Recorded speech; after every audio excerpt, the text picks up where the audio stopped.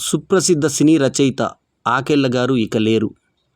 వారు 18 సెప్టెంబర్ 2025న పరమపదించిన విషయం తెలపడానికి బాధపడుతున్నాను.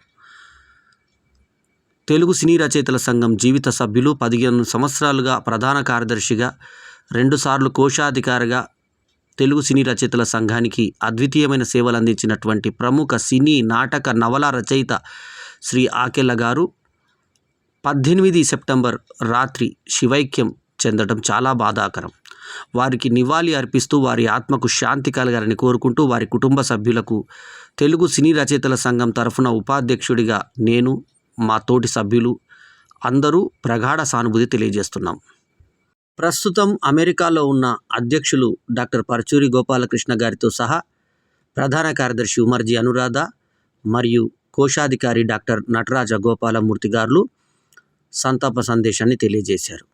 ఆకెళ్ళ సూర్యనారాయణ అనబడే ఈ గొప్ప వ్యక్తికి నివాళులర్పిస్తున్నాం. రచయితల సంఘంలో అందరికన్నా నాకు ముందు పరిచయమైన వ్యక్తి స్వర్గీయ ఆకెళ్ళ గారు. ఆయన దర్శకత్వం వహించిన అయ్యయ్యో బ్రహ్మయ్య అనే సినిమాకి ముందు వారితో పరిచయం కావడం జరిగింది. యూసుఫ్గూడలోని వారి నివాసానికి వెళ్ళి కలిసేవాడిని. అలా రచయితల సంఘంలో అందరికన్నా ఎక్కువ సీనియర్, అంటే అందరికన్నా పాత పరిచయం ఉన్న వ్యక్తి ఆకెళ్ళ గారు. అలాంటి మిత్రుని కోల్పోవడం బాధాకరం. ఇక వారి అంత్యక్రియలు 20 సెప్టెంబర్ ఉదయం 10:30 గంటలకు జరగనున్నాయి.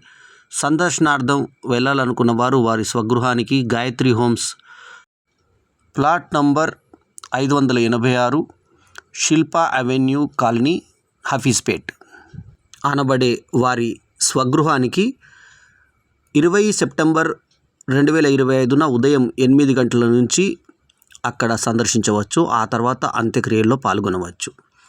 ఓం శాంతి శాంతి శాంతి.